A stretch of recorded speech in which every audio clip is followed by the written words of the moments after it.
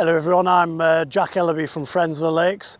We've got an ambition here in Cumbria of creating and restoring 2,000 miles of hedgerows over the next 25 years. We have some amazing farmers, landowners and land-based contractors doing some great work with hedgerows all over Cumbria, but they're so busy running their own businesses they don't get time to tell their stories, share their learning and tell everyone about the great work they're doing. So this is one of a short series of videos we're doing so that we can celebrate and spread the best practice which is happening here in Cumbria. So we hope you enjoy this video and obviously pick up some tips, and importantly send it on to your neighbouring farmers, your peers and others who you think might be interested in sharing it. Right, I'm Andrew Kirkwood. I'm a hedge laying contractor. I've been doing it for the last 40 years or more with my dad and that. Dad's passed away, so there's only me now. But we cover all Lancashire, North Yorkshire, up into Cumbria.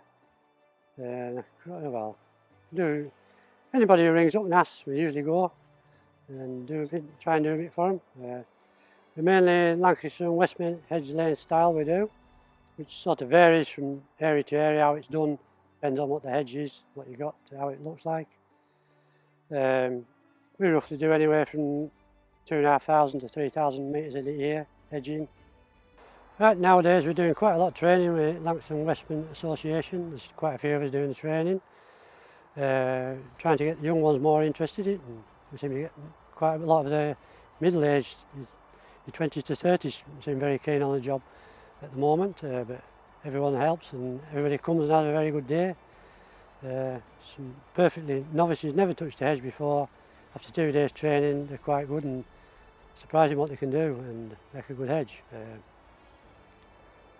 Right, the style of hedging, roughly Lancashire and Westmorland style, is roughly hedges which is about 3'6" wide, varying on what you've got, 3 foot high or to 3'6".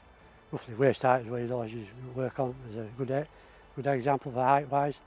The staked alternative down either side. He's trying to make it so it's got brush on both sides, which is keeping a nice stock-proof hedge, especially for sheep, to keep them from getting into the middle, so they don't nibble all the new shoots. It's roughly laid on a 45-degree angle. When you're cutting the hedge, you cut down roughly on a 45-degree angle with your hack, so your bill hook, or chainsaws us contracting lads use. You cut it down to like 90% of the wood, which is that was all your branch wood on there. So once it starts falling over, that's what you've got. It's just about the right depth. Then you'll be left with that little bit of a heel, what we call a heel.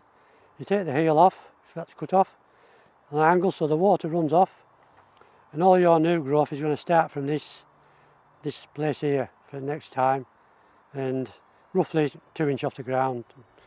Not much. Don't want to be too much higher than that really. You want to keep the new growth to the floor again. Right, sometimes we turn up to a lot of jobs, or we go and look at the job.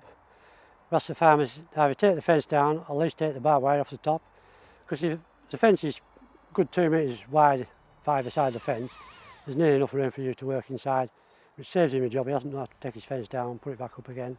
Sometimes the fences have had it, it's supposed to be in as long as the hedge has been growing, so they're all rotten, so it's all falling over, so it's time for him to put new fence in, so the fence is out of the way.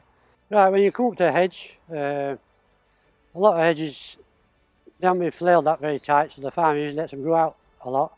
He thinks, well, they need plenty of wood, but we don't really. We end up with too much. Because if it's overhanging the fence by a metre or more, you don't need any of that wood because it's far too much. What you need is what's on the hedge crop near the roof, mainly.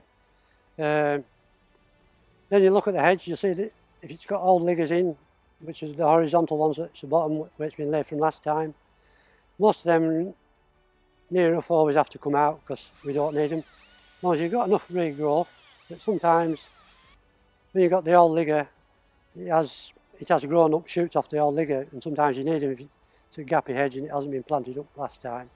So you need them old liggers to lay off the front to keep the hedge full. Get a nice new planted hedge, which is say 10-12 year old. There's nothing rubbish in the bottom, all you've got to worry about is pulling tree guards off, which can be a pain. There's various types of different stakes people use nowadays. We have an old traditional copy stake or the sawn stake, which a lot of little sawmills are doing.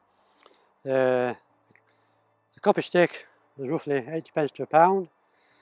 The sawn stake is I think 60 to 70 pence, depending which they are, and depending where you go, if you have to pay VAT on it or not, which helps to it.